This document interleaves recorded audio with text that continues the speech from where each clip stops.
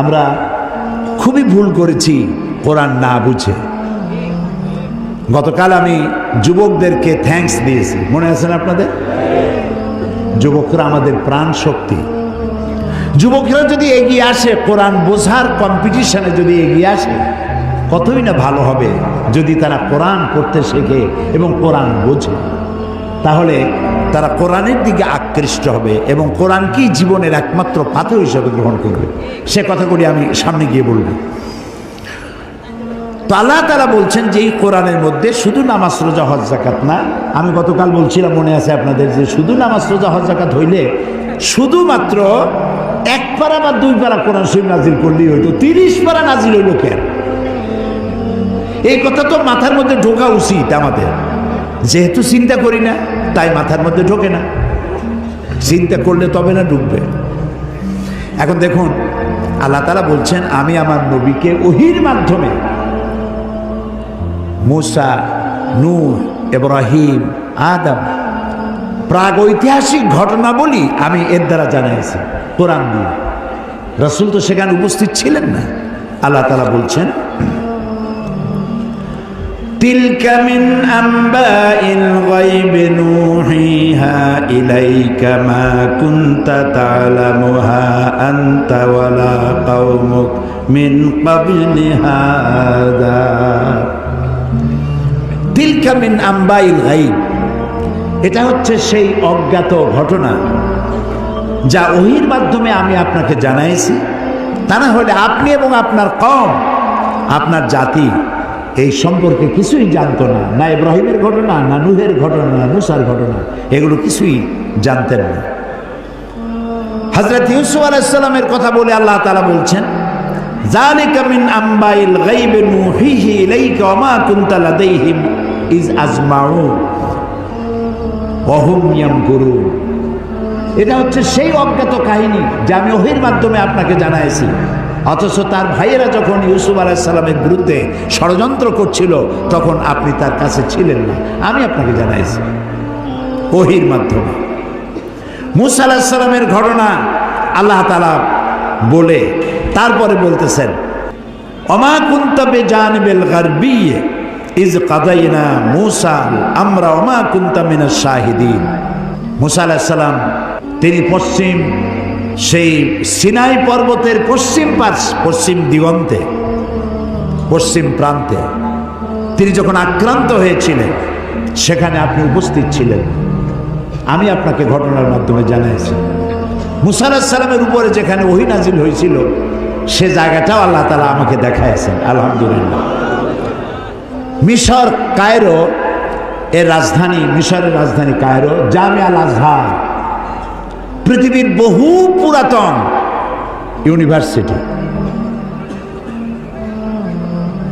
বিশাল area, প্রায় 56,000 ছাত্রছাত্রী লেখাপড়া করে সেখানে। কত বড় বিশ্ববিদ্যালয়, কতগুলি ক্যাম্পাস। তো সেই বিশ্ববিদ্যালয়ের আমন্ত্রণে আমি সেখানে গিয়েছি, 5 দিন ছিলাম। আমি বলেছি যে মিশরে তো জীবনে আসিনি, আমাকে ঘুমাবার একটু সময় দিও রাত্রে, বাকি আমার একটু ঘুরাও।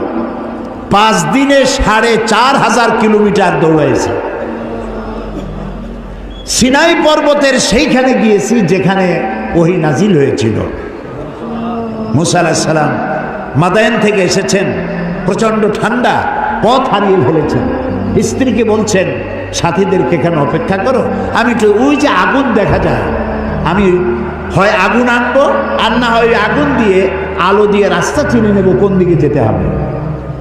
ফালাম্মা আতাহা, যখন তিনি ওই আগুনের কাছে গেলেন, নুদিয়া ইয়া মূসা ইন্না আনা রাব্বুক।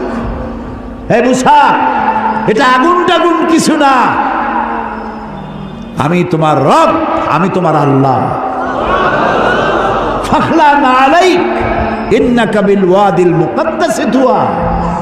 জুতা খোলো, এখানে আমার নূর পড়েছে। সুবহানাল্লাহ। জুতা খুলে আসো। ওয়াদি মুকাদ্দাস, ওয়াদি বলা হয় 2 পাহাড়ের মাঝখানে যে সমতল ভূমি থাকে, এটাকে আরবিতে বলা হয় ওয়াদি, আর বাংলায় বলা হয় উপত্যকা। তো আমরা যখন গেছি ওয়াদি মুকাদ্দাস সাইনবোর্ড দেখেছি, জুতো আগেই খুলছি বর্ষটা। তারপরে গেলাম সেখানে, যেই গাছের উপরে আল্লাহর নূর পড়েছিল সেই গাছটা, ওরা বলে এটা সেই গাছ। তো আমি এর ঐতিহাসিক সত্যতা নাই বলে মনে করতে পারলাম না যে এটা সেই গাছটাই। ওই গাছের পাতায় পাতায় অনেক চিঠি। আমি জিজ্ঞেস করলাম এই চিঠিগুলি কিসের? বললো যে ইহুদিরা আসে, খ্রিস্টানরা আসে, মুসলমানও আসে, আল্লাহর কাছে চিঠি লিখে ওখানে ধুয়ে যায়। এই খাই খেয়ে কাম না পাইলে করবে কি? তো এটা আমার বলার উদ্দেশ্য ছিল না। আমার বলার উদ্দেশ্য ছিল যে আল্লাহ তাআলা দেখাইছেন বহু কিছু, এমনকি মুসা আলাইহিস সালাম রে এত জ্বালা দিল যে ওই ফেরাউনকেও দেখে আসছে, এখনো দাঁত ছিটকে পড়ে আছে। আল্লাহ তাআলা তাকে রেখে দিয়েছেন। আল্লাহ বলছেন তোরে মাটিতেও খাবে না, পানিতেও নষ্ট করবে না, পোকামাকড়ও নষ্ট করবে না, তোরে আমি শুটকি বানায় রাখবো কিয়ামত পর্যন্ত। তোর মতো ফেরাউন যারা হবে তোরে দেখে যেন তারা উপদেশ নিতে পারে। আল্লাহ তাআলা এটারও দেখাইছেন, পিরামিডও দেখাইছেন। অনেক নবীর কবরও আল্লাহ জিয়ারত করার সুযোগ। ইমাম শাফি রহমতুল্লাহ আলাইহি, মৌলানা জালালউদ্দিন সৈয়দী রহমতুল্লাহ আলাইহি, ইমাম ওয়াকি, ইমাম বদরুদ্দিন আইনি রাহিমাহুমুল্লাহ, হযরত সালেহ আলাইহিস সালাম, হারুন আলাইহিস সালাম, নবী দানিয়েল আলাইহিস সালাম, হযরত আবী দারদা রাদিয়াল্লাহু তাআলা আনহু, আমর ইবনুল আস রাদিয়াল্লাহু তাআলা আনহু, এদের কবর জিয়ারতের আল্লাহ তাআলা তৌফিক দিয়েছেন। আমর ইবনুল আসের যে মসজিদ দেখলাম মিশরে, সেই মসজিদে লাইলাতুল কদরে 5 লক্ষ লোক নামাজ পড়ে। লাইলাতুল কদর মসজিদ, রাস্তাটা সব ভর্তি হয়ে যায়। ইমাম যিনি, তিনি হচ্ছেন শেখ জিবরাইল। আমি শেখ জিবরাইল দেখতে পারলাম না, আগ্রহ ছিল যে জিবরাইল কেমন একটু দেখে যায়। এত লোক তার পিছনে নামাজ পড়তে আসে, সুবহানাল্লাহ। তো এখানে আল্লাহ তাআলা বলতে চাইলেন যে সিনাইয়ের পশ্চিম প্রান্তে যে ঘটনা ঘটছিল এটা তো আপনি জানেন না, আমি আপনারা জানাইছি। ফেরাউন আক্রমণ করেছে তার দলবল নিয়ে, 3 দিক থেকে আক্রান্ত হয়েছেন তিনি, আর একদিকে সমুদ্র। সাথীরা বলছে ইন্না লামুদরাকুন, ইন্না লামুদরাকুন, আমরা তো পাকড়া হয়ে গেছি, আমাদের তো পালাবার কোনো উপায় নাই। মুসা আলাইহিস সালাম কার নবী? জবাব দিতে দেরি হইল কেন? মুসা কার নবী? উম্মত ঘাবড়ে গেছে। উম্মত কি হয়ে গেছে? ঘাবড়ে গেছে, ভয় পাই গেছে। 3 দিক দিয়ে আসছে কারা? শত্রু সৈন্য 3 দিক, আর একদিকে কি? সমুদ্র। ঘাবড়াবার তো কথাই, আপনি আমি হলে তো হার্ট ফেল করবো। কোন দিকে যাবো? ফাইনাতা যাবো, যাওয়ার জায়গা না। কিন্তু মুসা আলাইহিস সালাম আল্লাহর নবী, তিনি বলছেন কাল্লা কাল্লা, কখনোই নয়, ভয় পেও না, রব্বি সায়াহদিন, অবশ্যই আল্লাহ আমাদেরকে পথ বের করে দিবেন। কাজী মেঘের মতো কালো ঘন কৃষ্ণ মেঘের মতো উত্তর গগন কালো মেঘে ছেয়ে গেছে, থমথমে ভাব, ঝোড়ো হাওয়া এখনই প্রবাহিত হবে। 30 ফুট উঁচু হয়ে জলোচ্ছ্বাস এসে উপকূলীয় এলাকা ভাসায় নিয়ে যাবে, বজ্রসহ বৃষ্টিপাত হবে, ঝড় বন্যায় উড়ায় নিয়ে যাবে, সুনামি হবে। আল্লাহ তাআলা ছোট্ট একটু বাতাসের আঘাত দিয়ে সব সরাই দিতে পারে। বলেন সুবহানাল্লাহ, জোরে বলেন সুবহানাল্লাহ। কি ক্ষমতা তার! ফাআলুল লিমা ইউরিদ, যা খুশি তাই করতে পারে। তো আল্লাহ তাআলা ওহীর মাধ্যমে এই কথাগুলি জানাইছেন। বিজ্ঞানীরা, ওই যে বলছি যে বিজ্ঞানীরা যে কথাগুলি আজ বলতেছে, যেমন 1665 খ্রিস্টাব্দে স্যার আইজ্যাক নিউটন, তিনি দেখলেন গাছের থেকে একটা আপেল পড়লো মাটিতে।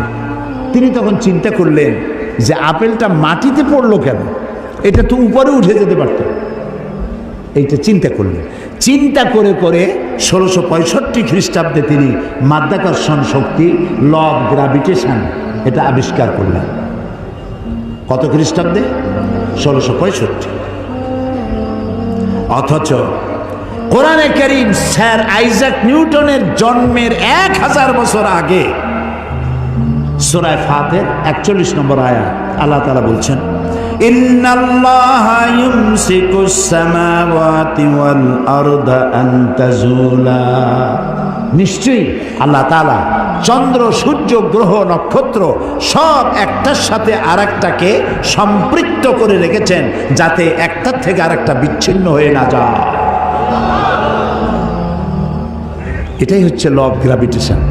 এই মাধ্যাকর্ষণ শক্তির কথা কোরআন ১৫০০ বছর আগে এ কথা আল্লাহ তাআলা বলেছেন।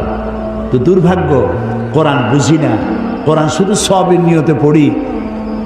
একবার সূরা ইয়াসিন পড়লে 10 খতম কোরআন শরীফ এর সব।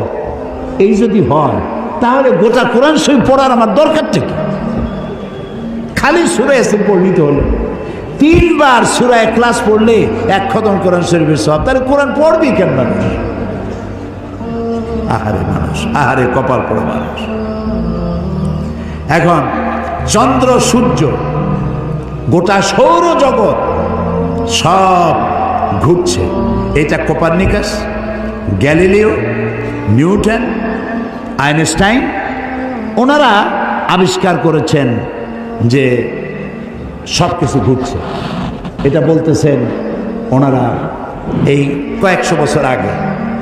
অথচ ১৫০০ বছর আগে আল্লাহ তাআলা কোনটা ঘোরে? চন্দ্র ঘোরে না সূর্য ঘোরে না দুনিয়া ঘোরে? কে ঘোরে? একথা সূরা ইয়াসিনে আল্লাহ তাআলা তার নবীর কাছে বলে দিয়েছেন।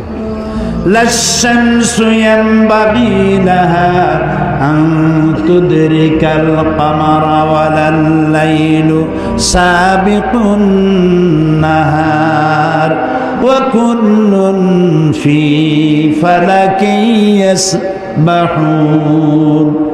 প্রবল জ্ঞানী হইবে যাহারা, আপন মনেতে বুঝিবে তাহারা। রাত্রি পারে না আগে যাইবার, দিনের স্থান করে অধিকার। যার যে স্থান বহাল রাখিয়া ভ্রমণ করেছে খোদাকে ডরিয়া। শুধু পৃথিবী করে না, আল্লাহ তাআলা বলছেন ওয়া কুল্লুন ফি ফালাকি ইয়াসবাহুন। যা কিছু আছে মহাশূন্যে, এই পৃথিবীটাও মহাশূন্যে। পৃথিবীটা কোথায়? মহাশূন্যের উপর ভাসমান। তো মহাশূন্যে অকুল্লু ফি ফালাকি ইয়াসবাহুন, মহাশূন্যে যা কিছু আছে সব ঘুরতেছে আর ঘুরছে। Activities life, inactivities death. যতদিন ঘুরবে ততদিন সব ঠিক থাকবে। আর যেদিন এই ঘূর্ণায়মানের এই চক্রের আবর্তন বন্ধ হয়ে গিয়ে যখন ঘোরা বন্ধ হবে, তখন একটা প্রচণ্ড আঘাতের মাধ্যমে, প্রলয়ঙ্করী আঘাতের মাধ্যমে দুনিয়ায় কিয়ামত অনুষ্ঠিত হয়ে যাবে।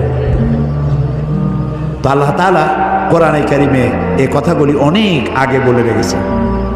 The universe and doctor Einstein গ্রন্থে তারা বলেছেন যে সূর্য ধীরে ধীরে এর আলো কমে যাবে, আলো থাকবে না, আর তারাগুলো পোড়া কয়লার মতো হয়ে যাবে। কারা বলতেছে? বিজ্ঞানীরা বলছে। কোরআন ওরা আজকে যেটা বলল, কোরআন বলেছে অনেক আগে। কি বলেছে? ইয়াসআলু আইয়ানা ইয়াউমুল কিয়ামাতি ফাইযা বারিকাল বাসারু ওয়া খাসাফাল কামারু ওয়া জুমিআশ শামসু ওয়াল কামার। আল্লাহ তাআলা বলছেন এরা রাসূলকে জিজ্ঞেস করে কিয়ামত কবে হবে। আল্লাহ তাআলা বলছেন জবাব দিয়ে দেন, কিয়ামত হবে যে সময় চন্দ্র আলো হারিয়ে ফেলবে, সূর্য আলো হারিয়ে ফেলবে, আর চাঁদ আর সূর্য এগুলি সব একাকার হয়ে যাবে। তাহলে এই কথাগুলি বিজ্ঞান আবিষ্কার করার অনেক আগে কোরআন এসব কথা বলে রেখেছে। প্রকৃতির নিয়মে একদিন সব লণ্ডভণ্ড হয়ে যাবে। কুল্লু মান আলাইহা ফান। আল্লাহ তাআলা বলেছেন সব ধ্বংস হবে, কিচ্ছু থাকবে না আল্লাহ ছাড়া। কে ছাড়া? আল্লাহ ছাড়া কেউ থাকবে না, কিচ্ছু থাকবে না। এ কথা বিজ্ঞান জানার আগে আল্লাহ তাআলা কোরআন শরীফে বলে রেখেছেন। এই যে মাত্র 100 বছর পর্যন্ত, গত 100 বছরের আগ পর্যন্ত পৃথিবীর মানুষের ধারণা ছিল যে চাঁদ নিজে আলো দেয়, চাঁদ নিজে আলো দেয়। আর বলতো বুড়ো বুড়িরা যে চাঁদের মধ্যে যে কালো কালো জিনিস দেখা যায় ওইটা হলো একটা বট গাছ, ওইখানে একটা বুড়ি থাকে। তো ছোটবেলায় চিন্তা করতে আমার বুড়ি অনেক করে, তো বলতো যে বুড়ি ওইখানে সুতা কাটে। তো তখন খুব বেশি চিন্তায় পড়তাম, এত পরিশ্রম করে এই বুড়ি সুদা কাটিয়া, এই বুড়ি খায় কি? পরে জানা গেল যে ওখানে বট গাছও নাই আর ওখানে কোনো বুড়িও থাকে না। এই চাঁদ এর নিজস্ব কোনো আলো নাই, এই কথা 100 বছরের মতো হলো বিজ্ঞানীরা আবিষ্কার করেছে। কিন্তু আল্লাহ তাআলা বলে রেখেছেন 1400 বছর আগে। সুবহানাল্লাহ।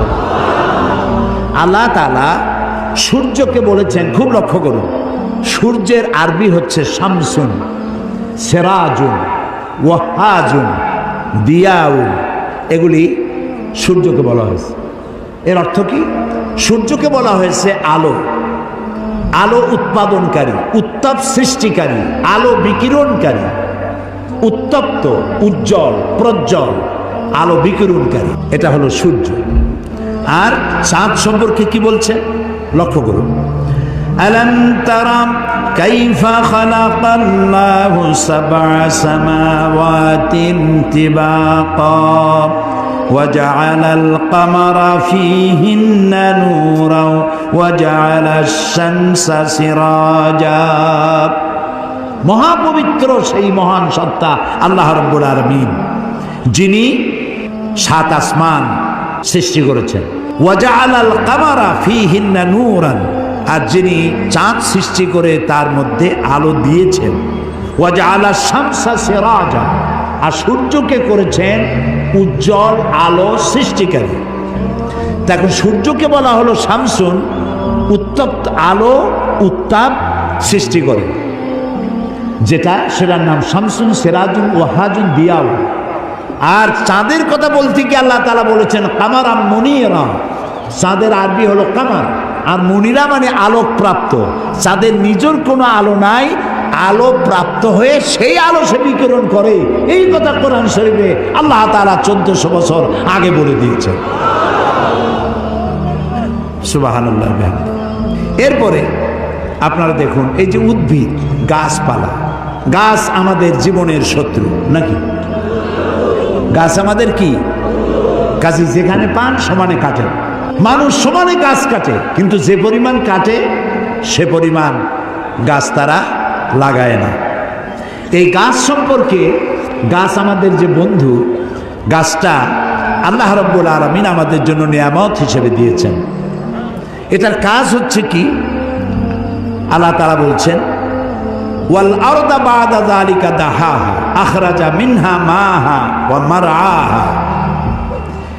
এই উদ্ভিদগুলো, এর থেকে তরুলতা, উদ্ভিদ তরুলতা, এর থেকে বায়ু নির্গত হয় এবং তিনি এই দিয়ে জমিনকে সুন্দর করে প্রতিষ্ঠিত করেছেন। এবং এই গাছপালা তোমাদের জন্য এবং তোমাদের পশুর জন্য, তোমাদের জন্য অত্যন্ত বিরাট সম্পদ। তার মানে মানুষ, আমরা যে বাতাস থেকে অক্সিজেন নেই, যখন আমরা অক্সিজেনটা নিয়ে যখন ছেড়ে দেই, তখন যেটা ছাড়ি ওইটাকে বলা হয় carbon die oxide. Carbon die oxide হচ্ছে বিষ। এই যে আপনারা এখানে হাজার হাজার মানুষ বসে আছেন, আপনারা প্রত্যেকেই বাতাস থেকে অক্সিজেন নিচ্ছেন, আর যেটা ছাড়তেছেন সেটা বিষ। এই বিষটাকে পরিশুদ্ধ করার মতো কোনো ফ্যাক্টরি পৃথিবীর কাছে নাই। আল্লাহ তাআলা গাছ বানাইছেন। গাছের খাদ্য হলো, আপনি যেটা ফেলে দেন, নাক দিয়া মুখ দিয়া যেটাকে উদ্গীরণ করেন, ফেলে দেন, নিঃশ্বাস যেটা বের করে দেন, ওটা হলো গাছের খাদ্য। আর প্রতি মুহূর্তে সূর্যের উত্তাপ আর গাছের সবুজ রং দুটিতে মিলে এক প্রকারের রন্ধন ক্রিয়া হয়, আর ওর মধ্য দিয়ে কার্বন ডাই অক্সাইডকে প্রতি মুহূর্তে আল্লাহ রাব্বুল আলামিন অক্সিজেন বানাইয়া গাছের ভিতর থেকে বের করে দেয়। সুবহানাল্লাহি বিহামদিহি। এই মানুষের সৃষ্টির জন্য আল্লাহ তাআলা বলেছেন খালাকালাকুম মা ফিল আরদি জামিআ। এই পৃথিবীতে যা বানাইছি সব তোমার জন্য। সুবহানাল্লাহ। বিজ্ঞানীরা বলেছেন পাহাড়ের অত্যুচ্চ শিখর থেকে শুরু করে আটলান্টিক মহাসাগরের অতল তলদেশ পর্যন্ত যেখানে যা কিছু আছে সবগুলি মানব সেবায় নিয়োজিত। সব মানুষের খেদমতের জন্য আল্লাহ বানিয়েছে। এখন প্রশ্ন উঠতে পারে, সব মানুষের খেদমতে বুঝলাম, কিন্তু মশা দিয়া কি খেদমত হয়?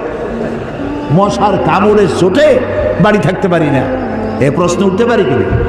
উঠতেই পারে। আল্লাহ যদি সবই মানুষের কল্যাণে বানায়, তে মশা বানাইছি কি কামে? আপনি বোঝেন না, বোঝেন না। একটা মশা, একে সহজে মারাও যায় না।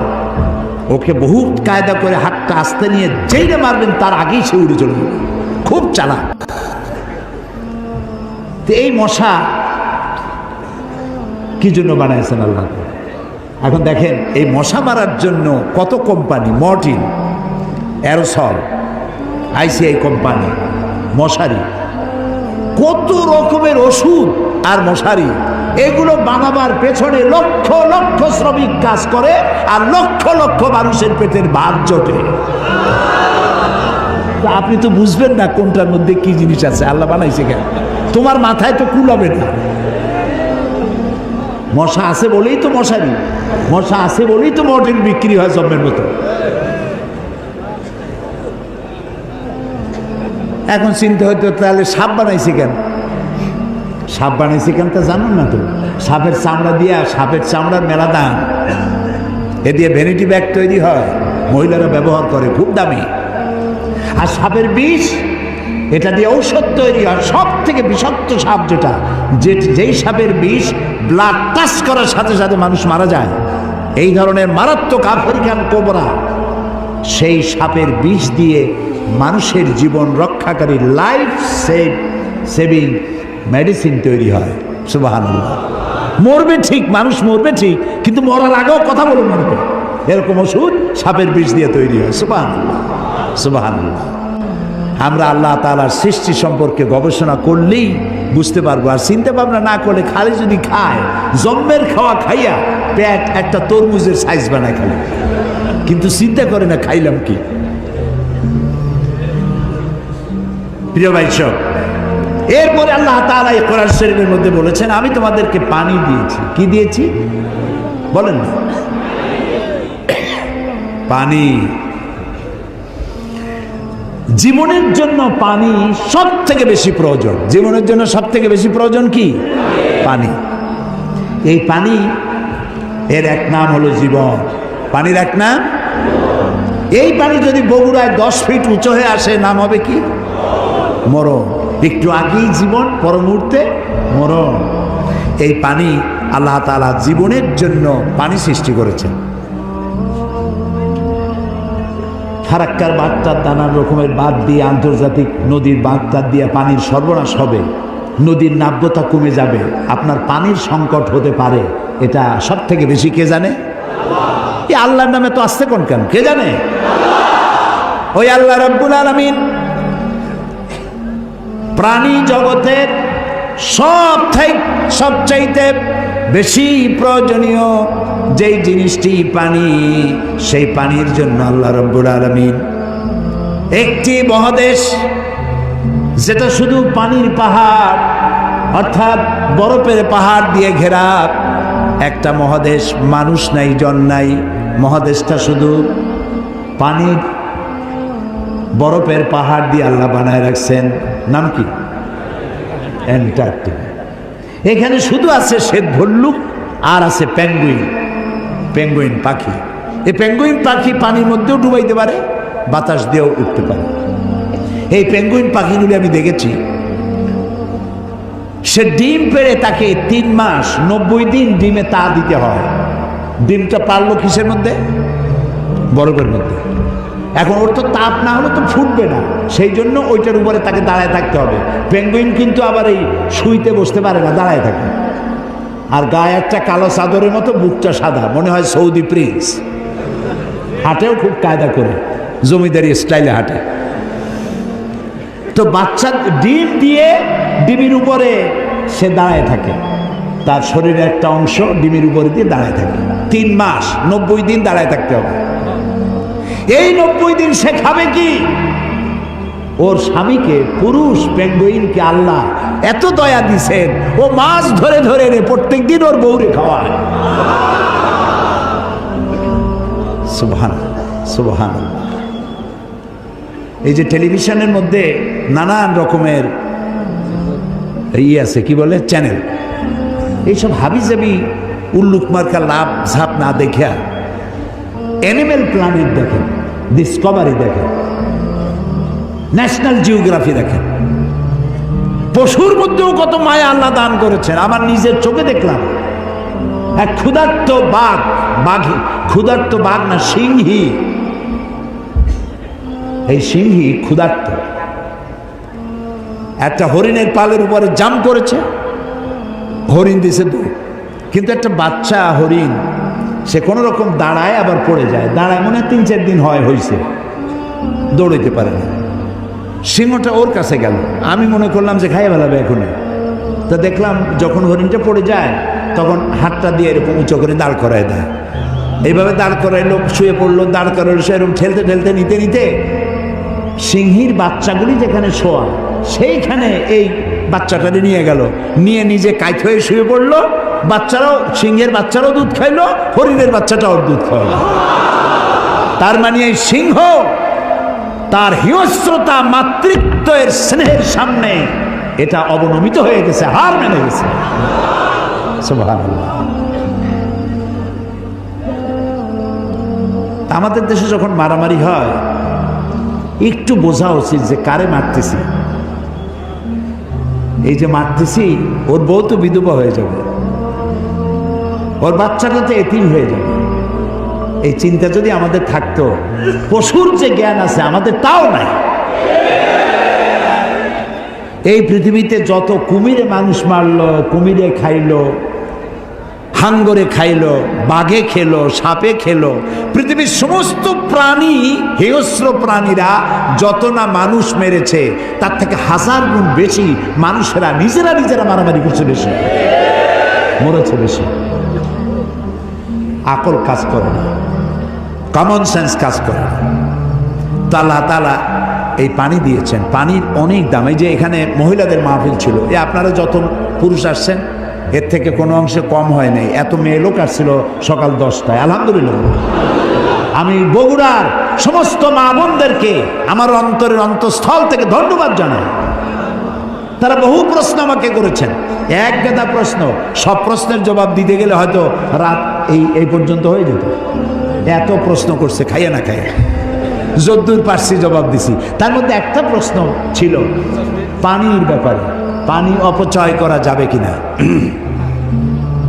আমি বলেছি আমি তো জবাব আন্দাজে দেই না, আমি আলহামদুলিল্লাহ, আল্লাহ শকর, আপনারা যারা এখানে আলেম বসে আছেন আমি আপনাদের পর্যায়ে পড়ি না, আমি খুবই ছোট মানুষ, তালেবে ইলম মানুষ।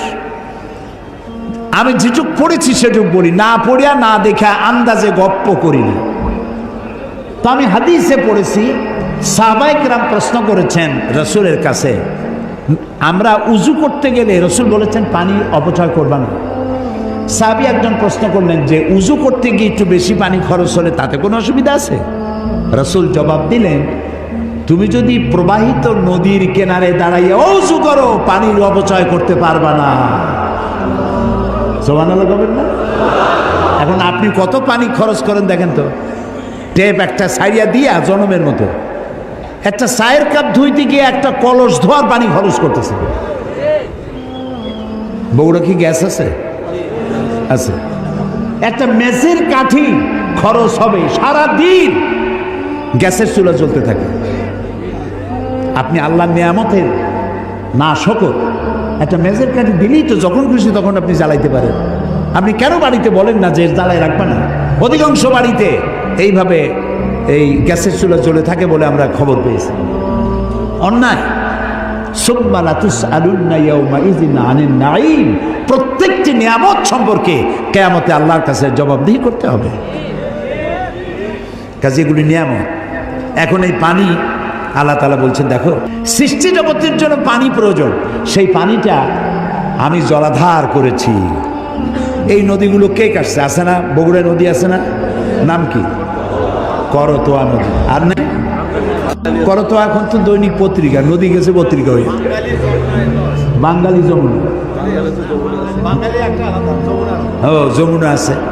আচ্ছা, এই নদীগুলো কে বানাইছে? কোন সরকার? কে কে বানিয়েছেন? অসংখ্য নদী বানালেন, সমুদ্র বানালেন, মহাসমুদ্র বানালেন। পৃথিবীর 4/3 ভাগ পানি আর 1 ভাগ হচ্ছে স্থল। এই পানি আল্লাহ তাআলা জলাধার বানায় রেখেছেন। নদী কি সোজা না আঁকাবাঁকা? খালগুলো সোজা না আঁকাবাঁকা? কেন চিন্তা করেছেন কখনো? করেননি। আঁকাবাঁকা করার সোজা যদি হয় তাহলে শুধু 2 পারের মাটি উপকৃত হবে, আর যদি আঁকাবাঁকা হয়ে যায় তাহলে বেশি পরিমাণ মাটি এই পানির দ্বারা ফায়দা পাবে। এই জন্য আল্লাহ তাআলা আঁকাবাঁকা করে দিয়েছেন। সুবহানাল্লাহ, সুবহানাল্লাহ, সুবহানাল্লাহ।